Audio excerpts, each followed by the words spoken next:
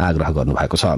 22औं सशस्त्र प्रहरी दिवसका अवसरमा सशस्त्र प्रहरी बल नेपाल प्रधान कार्यालय हलचोकमा हिजो आयोजित समारोहलाई सम्बोधन गर्नुहुँदै प्रधानमन्त्री प्रचण्डले मुलुकको राजनीतिक संक्रमणकालदेखि वर्तमानसम्म सशस्त्र प्रहरीले खेलेको भूमिकाको प्रशंसा गर्नुभयो। उहाँले निर्वाचनलाई शान्तिपूर्ण, निष्पक्ष र भयरहित बनाउन सशस्त्र प्रहरीले महत्वपूर्ण भूमिका खेलेको बताउनुभयो।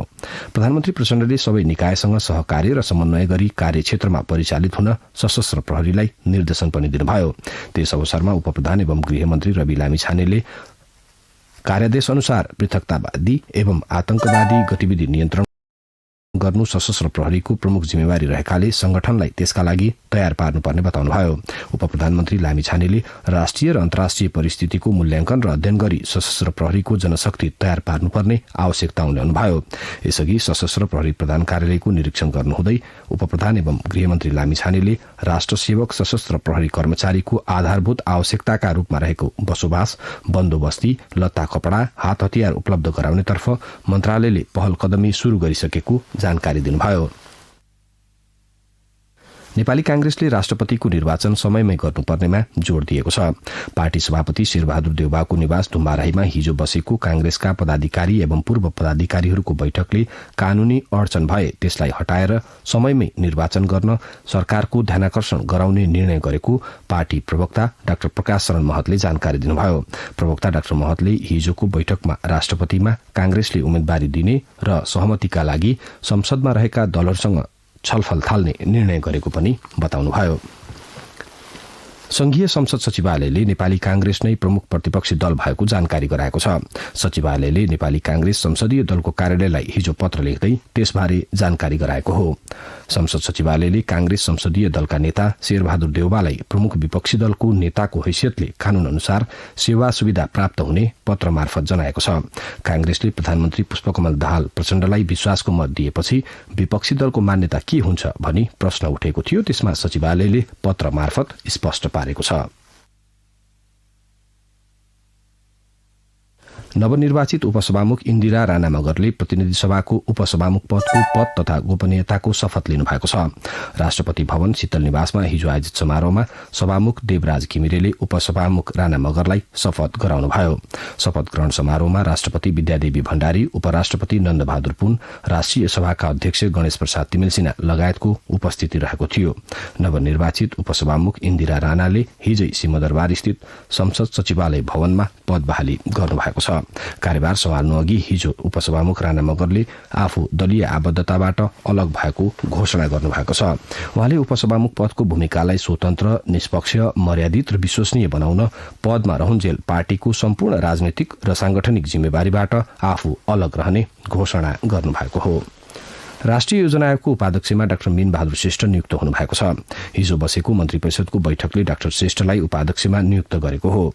उपाध्यक्षमा नियुक्त डाक्टर श्रेष्ठलाई हिजै आयोगका अध्यक्ष समेत रहनुभएका प्रधानमन्त्री पुष्पकमल दाहाल प्रचण्डले सिंहदरबारमा पद तथा गोपनीयताको शपथ गराउनु भएको छ। यसअघि पनि डाक्टर श्रेष्ठले उपाध्यक्षको भूमिका निर्वाह गरिसक्नु भएको छ। प्रधानमन्त्री पुष्पकमल दाहाल प्रचण्डको प्रमुख राजनैतिक सल्लाहकारमा हरिबोल गजुरेल नियुक्त हुनुभएको छ। नेकपा माओवादी केन्द्रका उपमहासचिव समेत रहनुभएका गजुरेल प्रधानमन्त्री प्रचण्डको प्रमुख राजनैतिक सल्लाहकारमा नियुक्त हुनुभएको प्रधानमन्त्रीका प्रेस विज्ञ मनहरी तिमिल सिन्हाले जानकारी दिनुभयो। राष्ट्रपति विद्यादेवी भण्डारीले कला, साहित्य र चलचित्रले सभ्यतालाई प्रतिबिम्बित गर्ने भएकाले राज्यले यसको प्रवर्धनमा विशेष ध्यान दिने बताउनु भएको छ। राष्ट्रपति भवन शीतल निवासमा हिजो आयोजित कलाकर्मी एवं चलचित्र कर्मीहरूसँगको भेटघाट कार्यक्रममा राष्ट्रपति भण्डारीले समाजको सकारात्मक रूपान्तरणमा कला र चलचित्र क्षेत्रको भूमिका महत्वपूर्ण हुने भएकाले त्यस क्षेत्रको विकास र विस्तारका लागि पहल गर्ने बताउनुभयो। राष्ट्रपति भण्डारीले रोजगारी सिर्जनासँगै राजस्वमा योगदान दिने क्षेत्रका रूपमा चलचित्र क्षेत्रलाई आफूले पाएको उल्लेख गर्नुहुँदै सबै मिलेर नेपालको चलचित्र क्षेत्रको विकासबाट अन्तर्राष्ट्रिय क्षेत्रमा देशलाई चिनाउन लाग्नुपर्ने बताउनुभयो। कार्यक्रममा चलचित्र विकास बोर्डका अध्यक्ष भुवन केसीले नेपालको चलचित्र क्षेत्रको समग्र विकासका लागि नयाँ चलचित्र ऐन चाँडोभन्दा चाँडो ल्याउनु पर्ने बताउनुभयो। वरिष्ठ कलाकार वसुन्धरा भूषालले नेपालका चलचित्रकर्मी अपहेलित हुनु परेको यथार्थ सबैले स्वीकार गर्नुपर्ने भन्नुहुँदै चलचित्रकर्मी र कलाकारहरूको उचित व्यवस्थापनका लागि शुरू गरिएको चलचित्रकर्मी कल्याण कोषमा सरकारले कम्तीमा 10 करोड़ रुपैयाँ प्रदान गरोस् भन्ने राष्ट्रपति मार्फत माग गर्नुभयो। हाल कोषमा 5 करोड़ रुपैयाँ रहेको छ भने कलाकर्मीलाई अप्ठ्यारो परेको बेला आर्जित ब्याजबाट सहयोग गरिँदै आएको छ। कार्यक्रममा चलचित्र निर्देशक आकाश अधिकारीले नयाँ चलचित्र ऐन आउने हो भने नेपाली चलचित्रको क्षेत्र बढ़ी चलायमान हुने र त्यसबाट नेपालको पहिचान अन्तर्राष्ट्रिय क्षेत्रमा पुर्याउन मद्दत पुग्ने धारणा राख्नुभयो।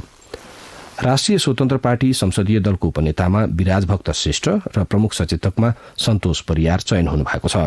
राष्ट्रिय स्वतन्त्र पार्टी संसदीय दलको बैठकले श्रेष्ठलाई संसदीय दलको उपनेतामा र परियारलाई प्रमुख सचेतकमा चयन गरेको पार्टी प्रवक्ता डाक्टर मुकुल ढकालले जानकारी दिनुभयो। उपप्रधान एवं अर्थमन्त्री विष्णु प्रसाद पौडेलले निर्यात प्रवर्धन सरकारको प्राथमिकतामा रहेको बताउनु भएको छ। निर्यात व्यवसायी महासंघका प्रतिनिधिहरूसँग हिजो छलफल गर्नुहुँदै उपप्रधानमन्त्री पौडेलले त्यसका लागि उद्योग वाणिज्य तथा आपूर्ति मन्त्रालयसँग छलफल गरी आवश्यक निर्णय लिइने बताउनुभयो। महासंघले नेपाली मौलिक उत्पादनको पहुँच विश्व बजारसम्म पुर्याउन, निर्यातजन्य नेपाली वस्तु तथा सेवाको मूल्य तथा बजार बढ़ाउन र निकासी सहजताका लागि आवश्यक पहल गर्न माग गरेको थियो। महासंघका अध्यक्ष रामबहादुर गुरुङले अन्तर्राष्ट्रिय मेला आयोजना हुन सके किन टेन्सन लिन्छस् बाबु, हामी जस्ताको लागि एनटीसी को कल इन्डिया प्याक छँदैछ नि। इन्डिया कल गर्न त कस्तो सस्तो पो छ त त्यसमा। ल त्यसो भए ढुक्कले कुरा गरौँ न त। सेवा सुचारू गर्नका लागि *1415# डायल गर्नुहोस्। नेपाल टेलिकम, राष्ट्रको सञ्चार। अब बाँकी समाचार। आजदेखि शहीद सप्ताह शुरू हुँदैछ। माघ 10 अर्थात आजकै दिन योद्धा शुक्रराज शास्त्रीले मुलुकमा प्रजातन्त्र प्राप्तिका लागि टेकुको पचलीमा जीवन बलिदानी दिनुभएको थियो। जहानिया राणा शासकले विक्रम सम्वत 1997 माघ 10 गते शास्त्रीलाई पचली स्थित रूखमा झुण्ड्याएर मृत्युदण्ड दिएको थियो। माघ 13 गते सिफलमा धर्मभक्त माथेमा र माघ 15 गते दशरथ चन्द तथा गंगालाल श्रेष्ठलाई शोभा भगवतीमा गोली हानी हत्या गरिएको थियो। 7 दिन शहीद सप्ताह मनाए पनि जहानिया राणा शासनको अन्त्यका लागि प्राणको आहुति दिने 4 जना शहीदको योगदानको सम्मान गर्न हरेक वर्ष माघ 16 गते शहीद दिवस मनाउने गरिन्छ। हरेक वर्ष माघ 10 गते अर्थात आजदेखि 7 दिनसम्म शहीद सप्ताह मनाउने परम्परा छ। स्वास्थ्य तथा जनसंख्या मन्त्री पदम गिरीले बाँकेमा फैलिएको दादुरा छिट्टै नियन्त्रणमा आउने बताउनु भएको छ। काठमाडौँमा हिजो पत्रकारहरूसँग कुराकानी गर्नुहुँदै उहाँले बाँकेमा दादुराको प्रकोप नियन्त्रणमा आउन 1 महिना लाग्ने बताउनुभयो। स्थानीय जनप्रतिनिधि र महिला स्वास्थ्य स्वयंसेविकालाई कुनै पनि घर नछुटाइकन बालबालिकालाई दादुरा विरुद्धको खोप लगाउन निर्देशन दिइएको उहाँले बताउनुभयो। बाँके हुँदै अन्य ठाउँमा पनि दादुराको प्रकोप फैलिन थालेको चिन्ताको विषय भएको उहाँले बताउनुभयो। शिक्षा विज्ञान तथा प्रविधि मन्त्री शिशिर खनालले आगामी शैक्षिक सत्रका लागि सबै विद्यालयहरूमा समयमै पाठ्यपुस्तक पुर्याइने प्रतिबद्धता व्यक्त गर्नुभएको छ। राष्ट्रिय सभाको दिगो विकास तथा सुशासन समितिको संसद सचिवालय सिंहदरबारमा हिजो बसेको बैठकमा मन्त्री खनालले सबै विद्यार्थीलाई समयमै पाठ्यपुस्तक पुर्याउनु सरकारको पहिलो प्राथमिकता भएकाले आगामी शैक्षिक सत्रमा विगतमा जस्तो समस्या नहुने बताउनुभयो। बैठकमा शिक्षा विज्ञान तथा प्रविधि मन्त्रालयका सचिव रामकृष्ण सुवेदीले यस वर्षदेखि सरकारले कक्षा 1 देखि 5 सम्मको पाठ्यपुस्तक छपाईका लागि निजी मुद्रण संस्थालाई जिम्मेवारी दिने निर्णय गरेको जानकारी गराउनुभयो। त्रिपुरेश्वर स्थित विश्व निकेतन माध्यमिक विद्यालयका प्रधानाध्यापक हेरम्बराज कणेलले संघीय राजधानीकै विद्यालयमा समयमा पाठ्यपुस्तक नपुगेको अनुभव सुनाउनुभयो। अख्तियार दुरूपयोग अनुसन्धान आयोगले त्रिभुवन अन्तर्राष्ट्रिय विमानस्थलको आन्तरिक उडान शाखा प्रमुख पूर्ण चुडाललाई पक्राउ गरेको छ। आयोगले स्टिङ अपरेशन गर्ने क्रममा चुडाललाई हिजो पक्राउ गरेको हो। महाप्रबन्धक प्रेमनाथ ठाकुरले चुडाल पक्राउ परेको बारे जानकारी दिनुभयो। उहाँले पक्राउ परेको जानकारी भए पनि कुन कारणले पक्राउ गरिएको हो भन्ने खुल्न नसकेको बताउनुभयो। उहाँमाथि भ्रष्टाचारको आरोप छ। नेपाल पञ्चाङ्ग निर्णायक विकास समितिले पात्रो र भित्तेपात्रो प्रकाशन गर्दा अनिवार्य रूपमा स्वीकृति लिन आग्रह गरेको छ। समितिका कार्यकारी निर्देशक सूर्यप्रसाद ढुङ्गेलले हिजो विज्ञप्ति जारी गर्नुभई सबै प्रकारका पात्रो र भित्तेपात्रो प्रकाशन गर्नु पूर्व स्वीकृतिका लागि निवेदन दिन अनुरोध गर्नुभएको छ। काठमाडौँ बाहिर रहेकाले स्वीकृतिका लागि अनलाइनबाट नै स्वीकृतिको निवेदन दिन सकिने पनि समितिले जनाएको छ। आगामी वर्षका लागि प्रकाशित गरिने पात्रो र भित्तेपात्रोको सिरानमा समितिबाट स्वीकृति प्राप्त र समितिको चलानी नम्बर समेत उल्लेख गर्न समितिले सरकारवाला भएका सबैको ध्यानाकर्षण गराएको छ। स्वीकृति नलिई प्रकाशन भएका पात्रो र भित्तिपात्रोलाई कानून बमोजिम कार्यवाही गरिने पनि समितिले स्पष्ट पारेको छ। पश्चिमा संस्कृतिको प्रभाव बढ्दै र नेपाली संस्कृति लोप हुन थालेको अवस्थामा पाल्पाको रैनादेवी छहरा गाउँपालिकाका युवाहरू भने संस्कृति संरक्षणमा जुटेका छन्। विष्णु खनालको यो रिपोर्ट।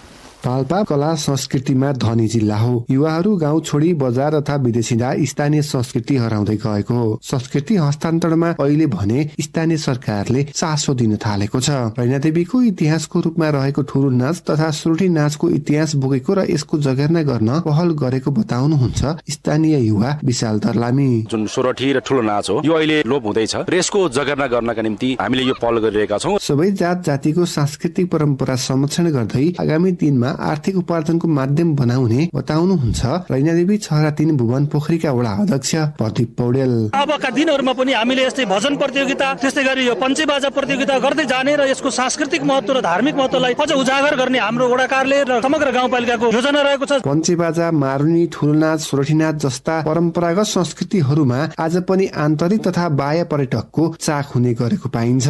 मगरी कला संस्कृतिले धनी रहेको रैनादेवी भुवन पोखरी क्षेत्रमा परम्परागत कला संस्कृतिबाट पर्यटन विकासमा टेवा पुर्याउने विश्वास रहेको बताउनुहुन्छ रैनादेवी छहरा गाउँपालिकाका अध्यक्ष रुकमागत भट्टराई। यहाँका प्राचीन कुराहरूलाई सबै अवलोकन गरोस् भनेर पर्यटनीय स्थललाई पहिलो प्राथमिकता दिएर सुरुवात गर्ने कुराहरू अगाडि बढाउने सोच बनाएको छु। सांस्कृतिक विविधता रहेको पाल्पामा स्थानीय संस्कृति संरक्षणमा सरकारवाला निकायले ध्यान दिन जरुरी रहेको छ। विष्णु खनाल, रेडियो नेपाल, पाल्पा।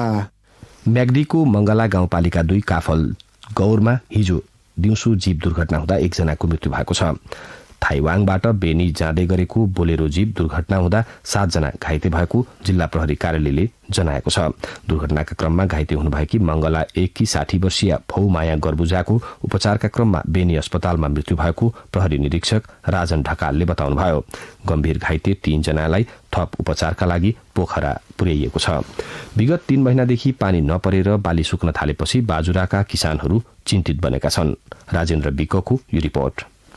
वर्षा नहुँदाखेरि सुदूरपश्चिमको यो पहाडी भेगमा त हिउँदमा लगाएको गहुँ, जौ बाली लगायत अन्य तरकारी सुकेर नष्ट भइसक्यो। बडीमालिका नगरपालिका वडा नम्बर 9 का सूर्य बडुवाल उहाँ जस्तै बाजुराका कृषकहरू विगत 3 महिनादेखिको निरन्तर खडेरीले खेतीबाली सुक्न थालेपछि भोकमरी हुने आशंकाले चिन्तित भएका छन्। गौमूल गाउँपालिका वडा नम्बर 3 माछपालिकी पारो बिक। खरेडी भएको छ, पानी परेको छैन, लागेको बाली सबै सुकिसक्यो। किसानहरूलाई खरेडीले गर्दा एकदम समस्या भएको छ। खडेरीबाट समग्र बाजुरामा खाद्य संकट हुने अनुमान गरिएसँगै कृषकहरूले भने वर्षेनीको खडेरी समस्याबाट दीर्घकालीन छुटकाराका लागि खेतबारी सम्मै सिँचाइ कुलो पुर्याइदिन तथा अन्य आय आर्जनका कार्यक्रम सञ्चालनका लागि सरकारसँग आग्रह गरेका छन्। बडीमालिका नगरपालिका वडा नम्बर 3 रजालिकाहरूका कृषक हर्क बिक। किसानले लगाएको अन्नबालीमा मौसमको कारणले गर्दा अब महामारी भोकमरी हुने जस्तो कारण देखिरहेको अवस्था हामीले महसुस गरेका छौँ। बाजुराको कुल क्षेत्रफल 2,30,037 हेक्टर मध्ये खेतीयोग्य जमिन 28,135 हेक्टर रहेको छ, जसमा सिंचित क्षेत्रफल भने 5,235 अर्थात 13% मात्र रहेको छ। कृषि ज्ञान केन्द्र बाजुराका सूचना अधिकारी मिन प्रसाद जैसी। सबैभन्दा बढी प्रभावित भएको भनेको हिउँदे फलफुल रोप्ने बेला भएको छ, पानी नपरेर त्यसमा केही काम गर्न सकिएको छैन र गहुँ र जौ र लेकाली भएको उवा बाली त्यो लगायत अन्य हिउँदे बालीहरू 3 महिनासम्म पनि पानी नपर्दा निकै प्रभावित भएको छ र यसले समग्र बाजुरा जिल्लालाई खाद्य संकटको स्थितिमा लैजाने चाहिँ अधिकतम सम्भावना बढेर गएको छ। जिल्लामा हिउँदे बालीका रूपमा गहुँ 10,460 हेक्टर, जौ र उवा 1,640 हेक्टर तथा हिउँदे फलफुल 692 हेक्टरमा लगाइँदै आइएको भए पनि यो वर्ष भने खडेरीका कारण जौ गहुँ सुक्न थालिसकेका छन् भने हिउँदे फलफुल रोप्ने कार्य प्रभावित भएको छ। खडेरीले यस वर्ष सुक्खा क्षेत्रमा लगाइएका बालीमा 40% तथा समग्र जिल्लामा 25% उत्पादनमा ह्रास आउने अनुमान कृषि ज्ञान केन्द्र बाजुराले गरेको छ। राजेन्द्र विक, रेडियो नेपाल, बाजुरा। बाजुराबाट प्राप्त रिपोर्टपछि अब के अन्तर्राष्ट्रिय समाचार। स्विडेनको राजधानी स्टकहोममा एकजना प्रदर्शनका क्रममा कुरान जलाएको घटनापछि टर्कीले स्विडेनलाई उत्तर एटलान्टिक सन्धि संगठन नेटोको सदस्यता प्राप्त गर्न समर्थन गर्न नसक्ने स्पष्ट पारेको छ। राष्ट्रपति रिसेप तैयब एर्दोगानले सो कुरा बताउनु भएको हो। रुसले युक्रेनमाथि आक्रमण गरेपछि स्वीडेनले नेटोको सदस्यताका लागि निवेदन दिएको थियो। कुर्दिश पृथकतावादी समूहलाई सहयोग र संरक्षण दिएको भन्दै टर्कीले स्वीडेनको नेटो सदस्यताको पहलको विरोध गर्दै आएको छ। स्वीडेनको राजधानी स्टकहोममा कुर्दिश प्रदर्शनकारीहरूले प्रदर्शनका क्रममा राष्ट्रपति एर्दोगानको पुतला र कुरान जलाएका थिए। अफगानिस्तानमा 2 सातामा चिसो मौसम र कार्बन मोनोअक्साइड विषाक्तताका कारण 100 जना भन्दा बढ़ीको मृत्यु भएको छ। विभिन्न प्रान्तमा 100 भन्दा बढ़ीको मृत्यु हुनका साथै 50 घरहरू क्षतिग्रस्त भएको अधिकारीहरूले जनाएका छन्। टोलो न्यूजलाई उद्धृत गर्दै अधिकारीहरूले कमजोर आर्थिक अवस्था भएका परिवारहरू यो मौसममा अत्यधिक प्रभावित हुने गरेको उल्लेख गरेको छ। इरानले दक्षिण कोरियालाई आफ्नो रोक्का गरिएको सम्पत्ति फिर्ता गर्न आग्रह गरेको छ। इरानी विदेश मन्त्रालयका प्रवक्ता नासेर कनानीले पत्रकार सम्मेलन मार्फत आफ्नो सम्पत्ति यथाशीघ्र खुला गरिदिन आग्रह गर्नुभएको हो। 2वटा दक्षिण कोरियाली बैंकहरूमा इरानको $7 बिलियन भन्दा बढ़ीको कोष रहे पनि अहिले इरानले त्यसको उपयोग गर्न पाएको छैन। दक्षिण कोरियाका बैंकहरू र अधिकारीहरूले सम्भावित अमेरिकी जरिवानाको डरले इरानी सम्पत्ति फुक्का गर्न सकिरहेका छैनन्। दक्षिण कोरियाली सरकारले अहिलेसम्म अमेरिकी प्रतिबन्धको अधीनमा नभएका इरानी सम्पत्तिहरू आफ्ना बैंकहरूमा जम्मा गरेको छ र त्यसलाई फुक्का गर्न अस्वीकार गरिरहेको छ। अब आर्थिक समाचार। चालू आर्थिक वर्षको 6 महिनामा नेपालको आयात निर्यात दुवै घटेको छ। भन्सार विभागले सार्वजनिक गरेको तथ्याङ्कका अनुसार निर्यात 32% घटेको छ भने आयात 20% घटेको छ। चालू आर्थिक वर्षको 6 महिनाको अवधिमा निर्यात 32.01% घट्दा 80 अर्ब 80 करोड 74 लाख रुपियाँ बराबरका वस्तु तथा सेवा नेपालबाट निर्यात भएको छ। यस अवधिमा आयात 20.68% घटेको छ। 6 महिनामा 7 खर्ब 92 अर्ब 66 करोड 62 लाख रुपियाँ बराबरका वस्तु तथा सेवा आयात भएका छन्। गत वर्षको 6 महिनामा 9 खर्ब 79 अर्ब 34 करोड 27 लाख रुपियाँ बराबरका वस्तु तथा सेवा आयात भएको थियो। 6 महिनामा नेपालको व्यापार घाटा 19.15% घटेको छ। चालू आर्थिक वर्षको 6 महिनामा नेपालको व्यापार घाटा 7 खर्ब 11 अर्ब 85 करोड 88 लाख रुपियाँ बराबर रहेको भन्सार विभागले जनाएको छ। चालू आर्थिक वर्षको 6 महिनामा 8 खर्ब 73 अर्ब 47 करोड 37 लाख रुपियाँ बराबरको वैदेशिक व्यापार भएको छ। उप प्रधानमन्त्री तथा अर्थमन्त्री विष्णु प्रसाद पौडेलले स्टार्टअप कार्यविधि र परियोजना कर्जा सम्बन्धी व्यवस्था छिट्टै कार्यान्वयनमा आउने बताउनु भएको छ।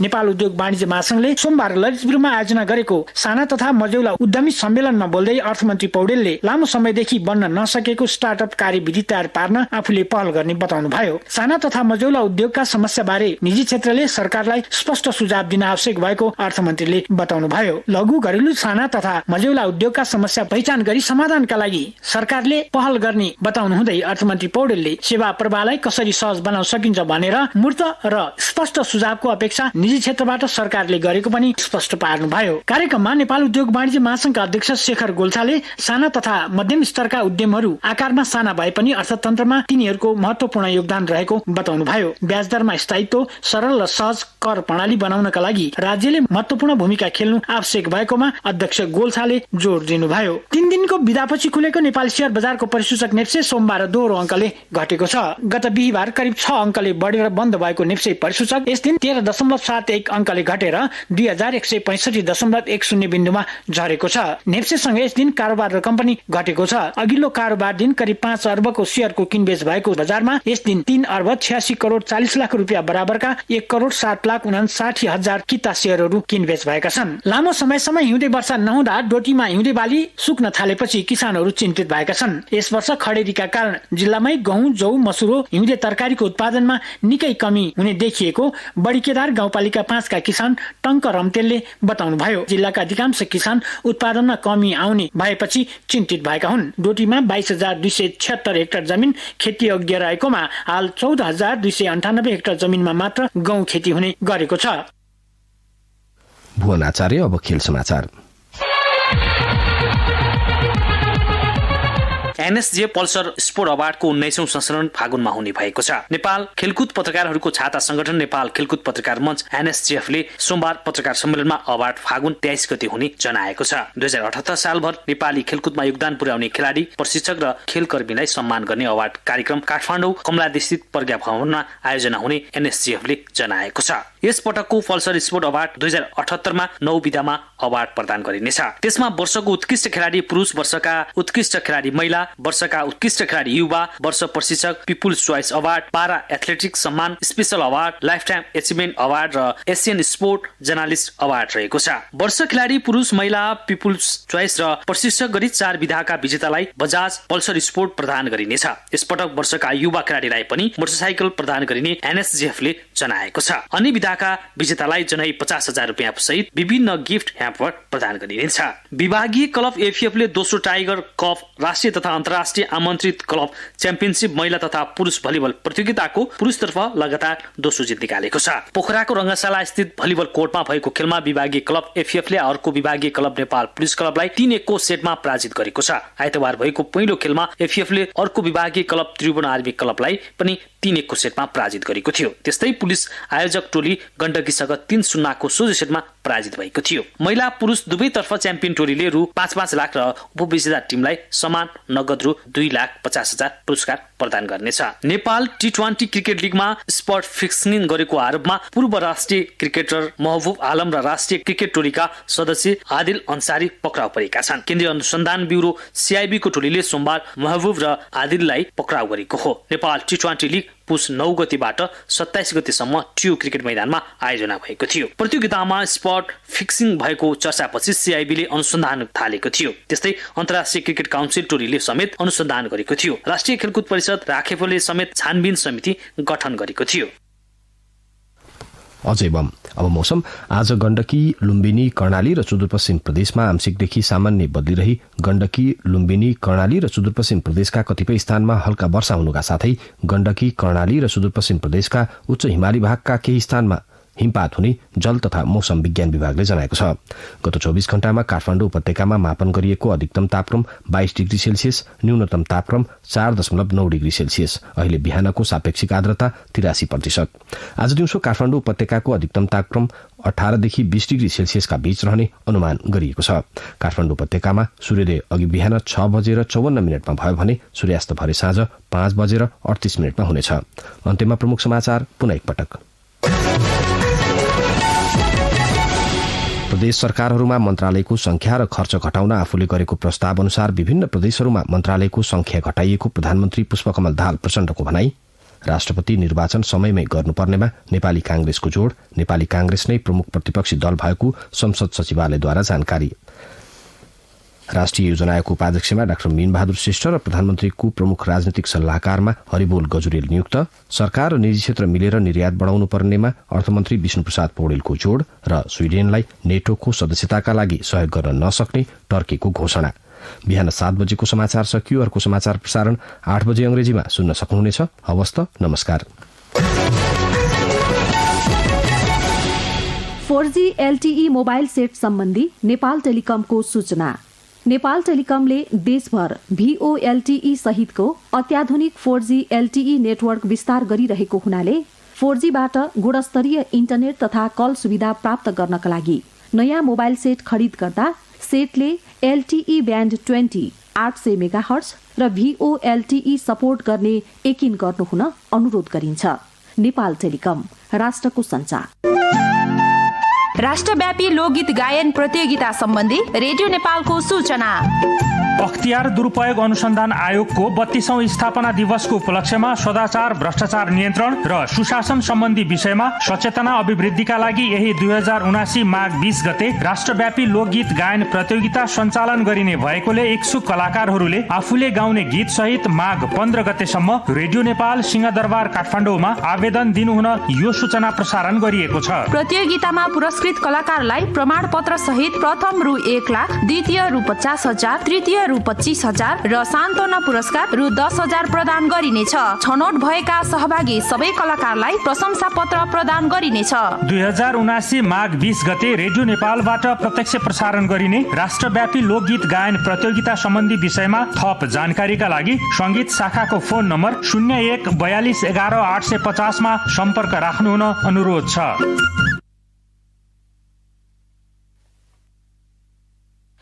हामी रेडियो नेपालबाट बोलिरहेका छौं। अब प्रस्तुत छ संचार र विकास कार्यक्रम।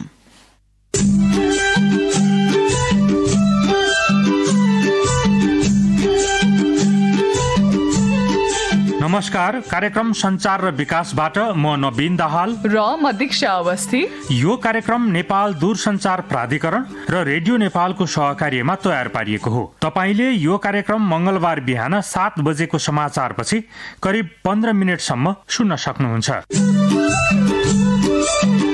आजको कार्यक्रममा हामी सुनसरी जिल्ला स्थित बराहा क्षेत्र नगरपालिकामा रहेको श्री जगन्नाथ डेढराज माध्यमिक विद्यालयमा सञ्चालित आईसीटी ल्याबको प्रयोग र प्रभावकारिताका सम्बन्धमा विद्यालयका शिक्षक एवं सूचना अधिकारी चेतनाथ भट्टराई र सोही विद्यालयमा कक्षा 8 मा अध्ययनरत छात्रा सन्ध्या लुइटेल र छात्र शिवम खड्कासँग गरिएको कुराकानीमा आधारित सामग्री प्रस्तुत गर्छौं। साथै स्थानीय तहको सेवा प्रवाहमा सूचना प्रविधिको प्रयोगको अवस्थाबारे बझाङको जय पृथ्वी नगरपालिका विशेष रिपोर्ट आजको प्रस्तुतिमा रहनेछ। मुलुकका विभिन्न सामुदायिक विद्यालयमा 1000 सूचना प्रविधि प्रयोगशाला आईसीटी ल्याब निर्माण गर्ने सरकारको लक्ष्य बमोजिम नेपाल दूरसञ्चार प्राधिकरणले निर्माण गरेका आईसीटी ल्याबको प्रयोग